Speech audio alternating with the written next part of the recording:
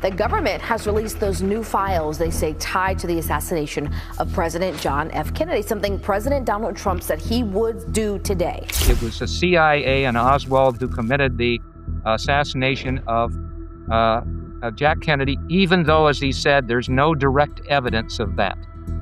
Despite the news today that more classified files on the assassination of John Kennedy would be released.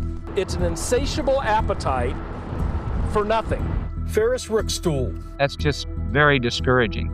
I talked with Congressman Lemon on the phone of the first hearing that they had. I told her all about the JFK assassination evidence I had. I told her all about John Scheer and Bobby Kennedy. And I'm not trying to say I'm right about all of this, but I believe that at least you should stop and think about some of the issues that I bring up. If it turns out that the CIA did kill JFK, or that they were involved in the killing of JFK, and it could be proven, which is what Tucker Carlson's been saying, if that is the truth, that would be, it would throw the whole country into a tailspin.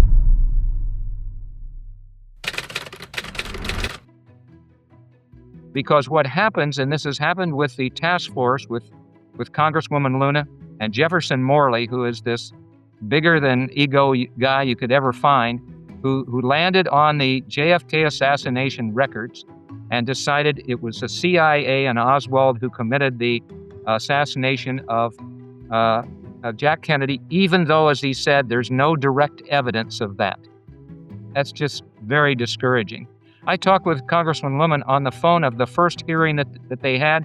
I told her all about the JFK assassination evidence I had. I told her all about John Scheer and Bobby Kennedy.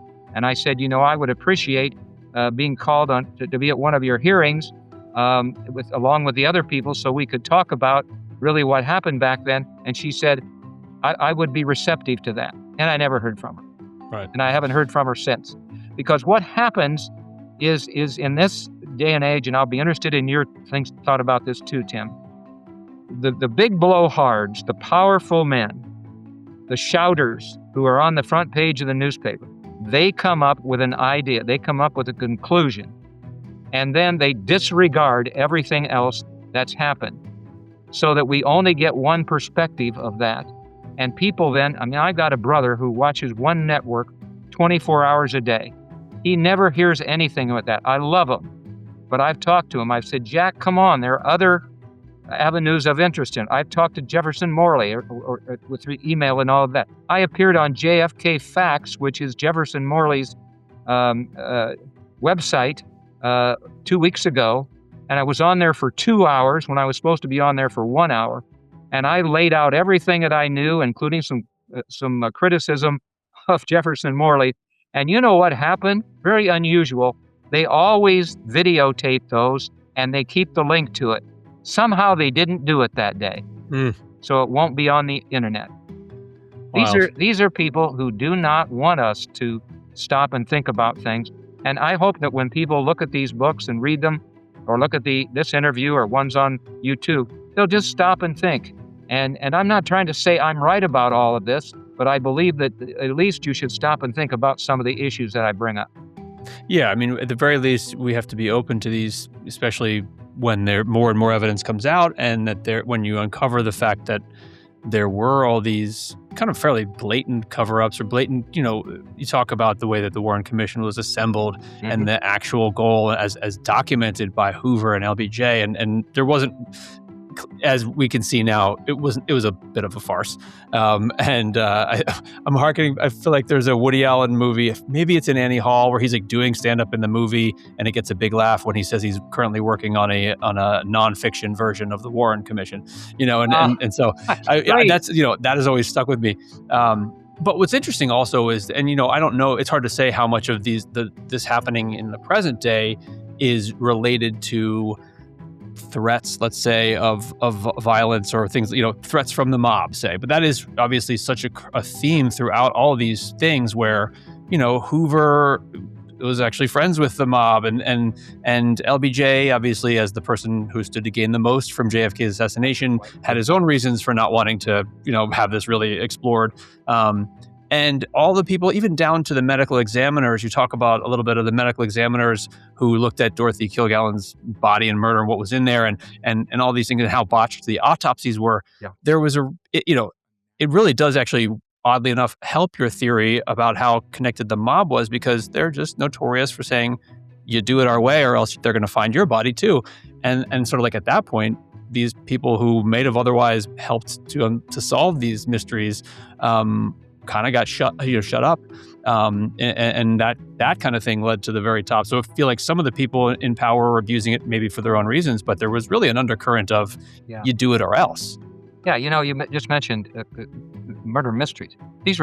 There are 4 true crime murder mysteries in this book that people can evaluate. They weren't mysteries at all if you think about them. Right. Proper investigations had occurred, and I'm all about justice. Dorothy was about justice. People ask me, why do I keep fighting, to get justice for these people? I look at them as like the clients I had when I was a public defender, to do my best to, what's the quote that I use? The dead cannot cry out for justice. It is the living that have to do so. The duty of the living to do so for them. So it's just interesting to me because so many times now, I noticed that there's books have come out recently, and there's a new play on Broadway that's coming out about Marilyn Monroe, and they just butcher, her life and times and how she died and all of that, because that's how you get the headline. And unfortunately, that's what occurs. I'd like to ask you what you thought of the theory with regard to Sirhan, because I think you saw in there that Robert Kennedy Jr. has been a big cheerleader for which surprised me, of Sirhan's and his innocence. Even went to the prison where he was, hugged him, and said, "I know you didn't kill my brother." He'd helped Sirhan get a parole 3 or 4 years ago that was revoked then by this governor of ours in California. But what did you think about that?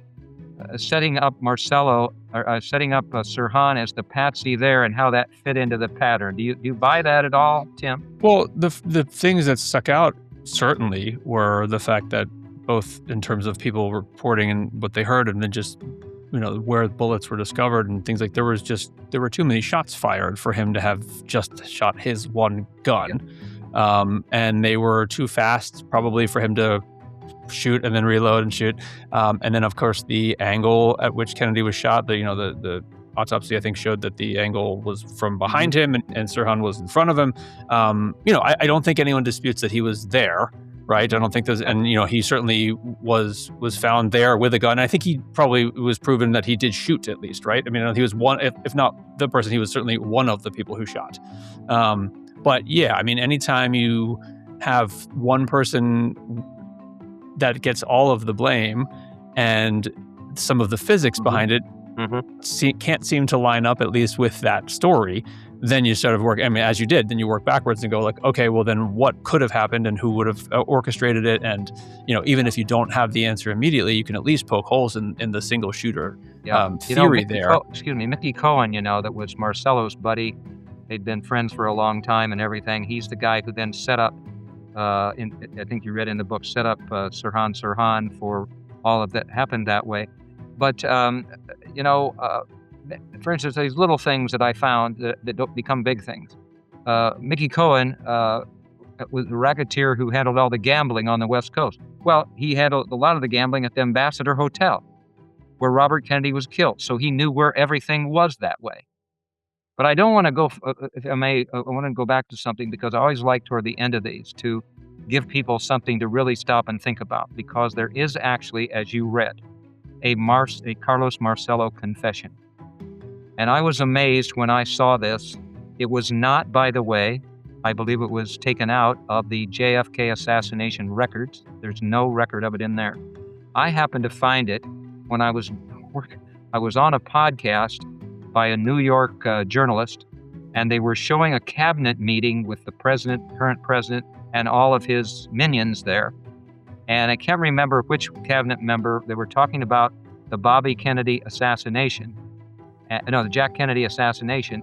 And the question was asked, have we got all the records now and everything? And she said, well, yes and no. we've now found 14 boxes of documents, and they're on the floor of my office out there for anybody to do what they wanted to. Well, I looked that up then, and I found a FBI record, and it was dated 3/7/86. On March 4th, 1986, Ronald Van Lanham, inmate, provided this following information. On December 15th, 1985, he was in the company of Carlos Marcello and another inmate at the Federal Correctional Institute in Texarkana, Texas. In the courtyard, engaged in conversation, Marcello discussed his intense dislike of the former President John F. Kennedy, as he often did. Unlike other such tirades against Kennedy, however, on this occasion, Marcello said, referring to the President Kennedy, "Yeah, I had the son of a bitch killed. I'm glad I did. I'm sorry I couldn't have done it myself. Yeah, I had the son of a bitch killed. I'm glad I did. I'm sorry I couldn't have done it myself." Now, that confession has been corroborated through Van Laningham's interviews with the FBI and all of that. That basically validates an awful lot of Dorothy Kilgallen and my research.